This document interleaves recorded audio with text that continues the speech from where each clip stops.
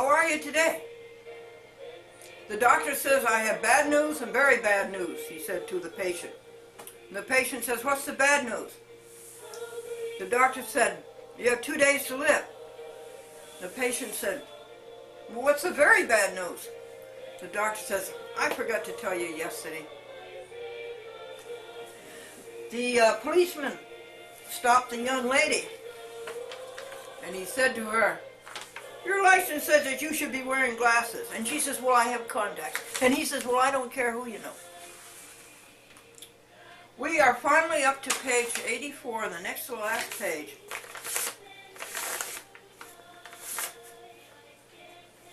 Of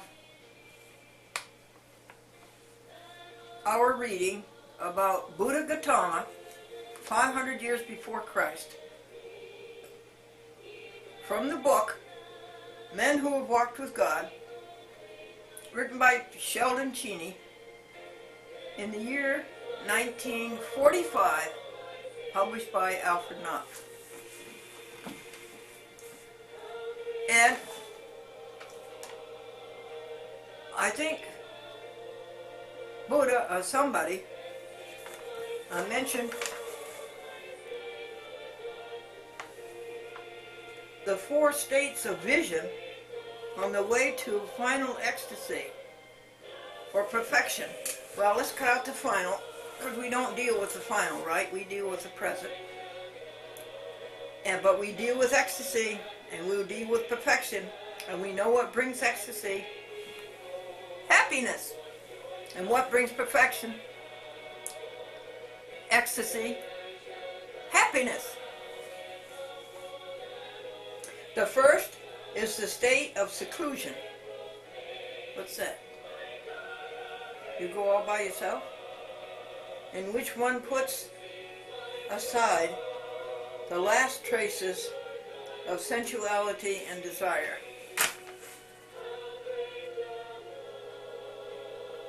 That's selfish desire. That's egoism. That's anger, greed, power, greater than you are, egotism. That's seclusion. How do we do that? I think we can sit down and meditate about it. And that's another kind of seclusion. Go by yourself and turn on the little timer and meditate. I was looking for the timer.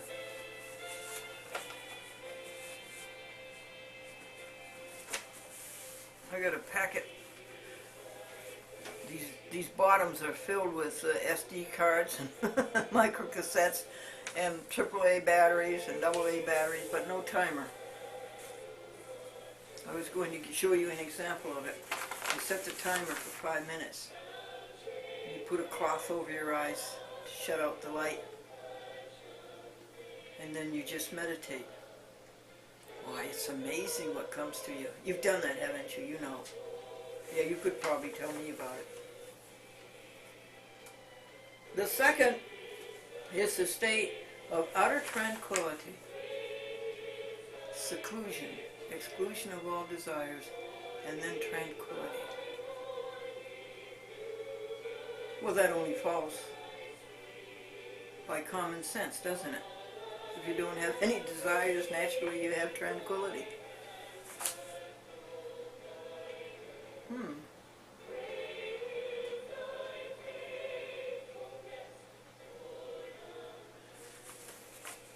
I don't know about desires. How do I know those desires aren't jobs that God is telling me to do? How do I know that that to-do list is not what God wants done?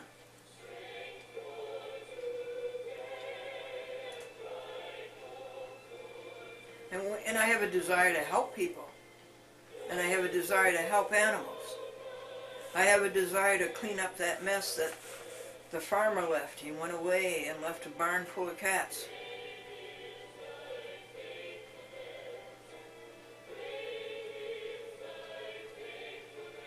and I have a desire to help them and give them the luxurious life that these 3 cats have.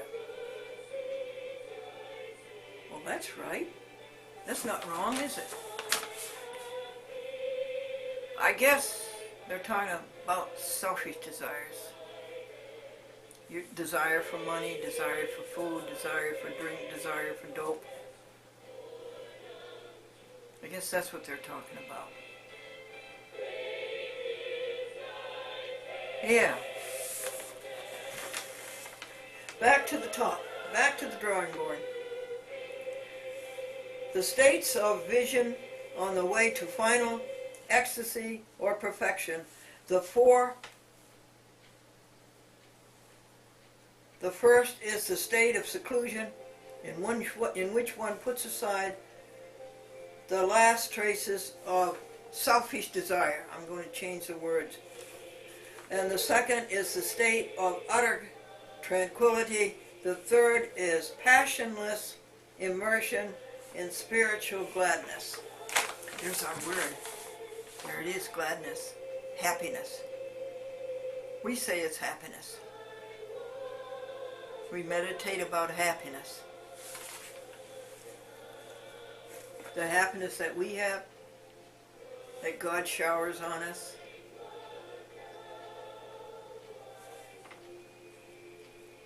And the fourth is the state of unconditional perfection. Wow! Unconditioned perfection. What's the difference? Perfection. Let's be perfect at being happy. And that is perfection. Thank you for helping me be happy. Or blissful release. I love it. Do you? Because the Buddha wished, see, now that's desire, as he told the doubting monk, to keep the conception of a paradise or heaven on a tranquil plane above descriptions in sense terms. His sermons are bare of those opulent figurative passages in which mystical literature elsewhere so abounds. Well, we can discount that. We'll go back to fill every moment with happiness. Make every moment perfect happiness, and everything else will take care of itself. The future and the past.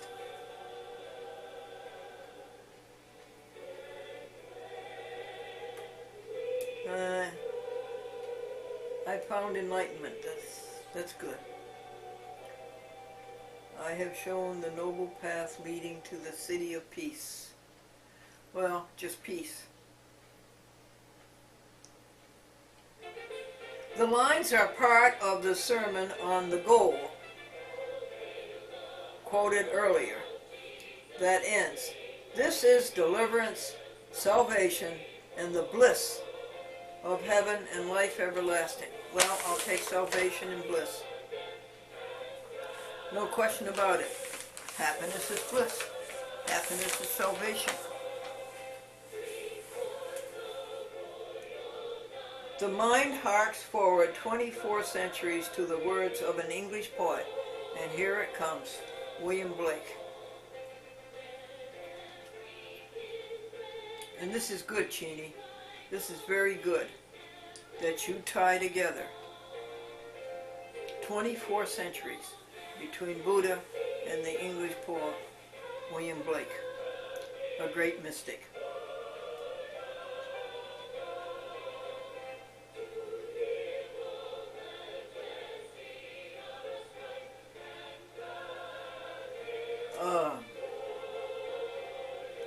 With these 3 religious mystics, now he's talking about Buddha, Jesus the Christ, and William Blake. 2 Christian, and the other, the founder of Buddhism.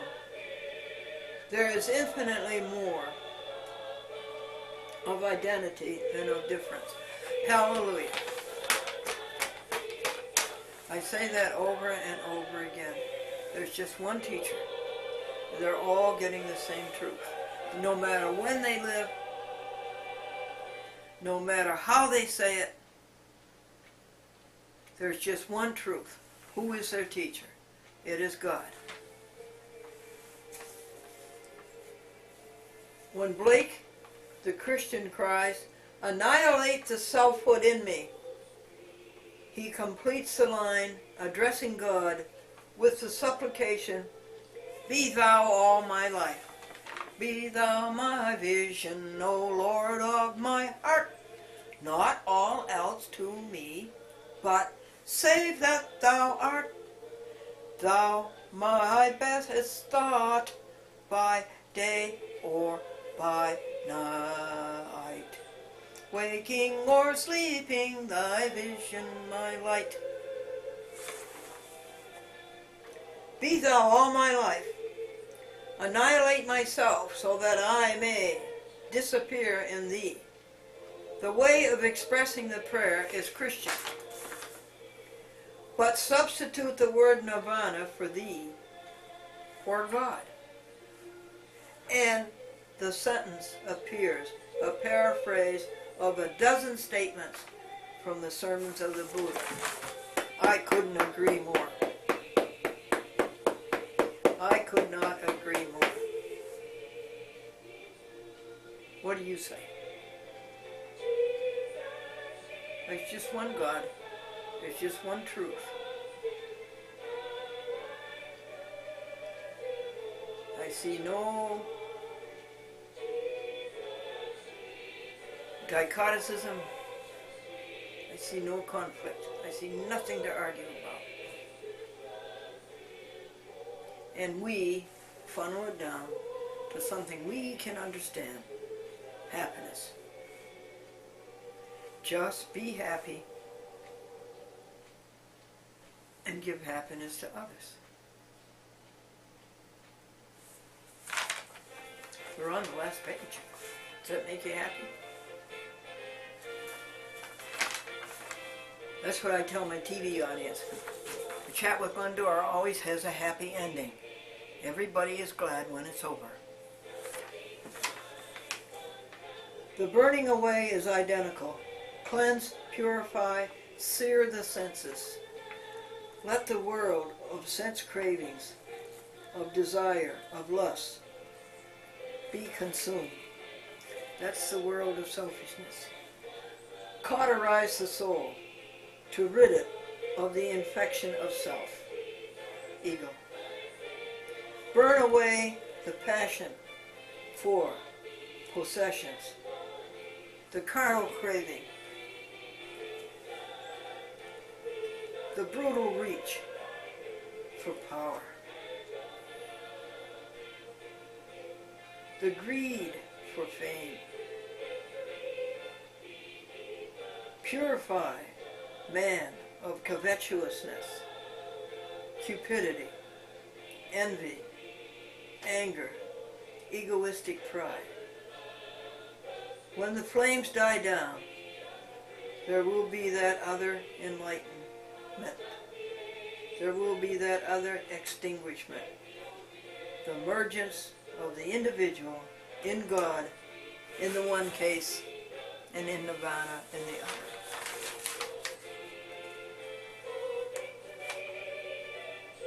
What do you say? What do you say?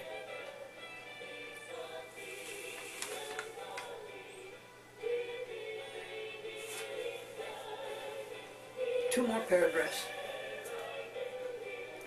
Does it matter that Paul, that's the Apostle Paul, Christian, and the poet Blake, that's the mystic of the... He lived in the 1800s. Does it matter that Paul and the poet Blake called the place of attainment the city of God, while the Buddha named it the city of peace? That the Christians termed it the heavenly Jerusalem, while the Buddha spoke of it as the universe of delight? No, it doesn't. we're all talking about our dear God. Our dear, dear, dear, lovable, loving God.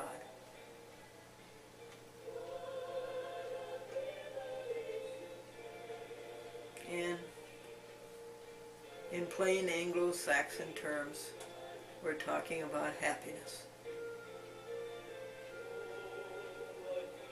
We have no reason to be unhappy, not one. You remember the story that Christ told? A man who had 100 sheep, one of them strayed off to the mountains. He forgot all about the other 99, and all of his life was about that one who strayed off into the mountains.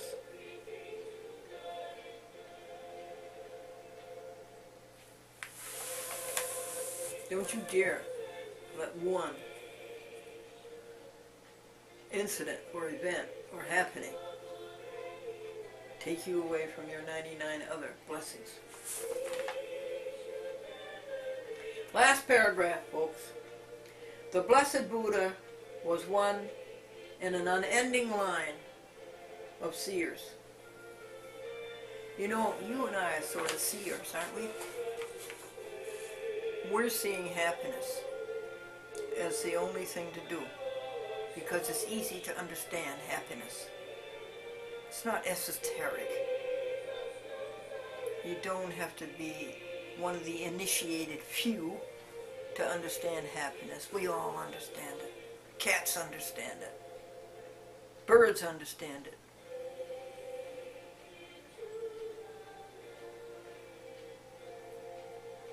So we are sort of seers, aren't we? S-E-E-R-S. In our own generation, here and now. Aren't we? Aren't we trying to keep our little world happy? I mean, you know, the people in our little world, the people we meet. Aren't we seers? Aren't we just a different generation? The Blessed Buddha was one in an unending line of seers who have cried down the sense-ridden, self-infected, mortal existence, who have celebrated as the highest and holiest aim of life the attainment of divine consciousness, of enlightenment, of spiritual rapture, of happiness, we say. The way, quote unquote, is by the fires of purgation, and the end is immersion or absorption in nirvana or in God.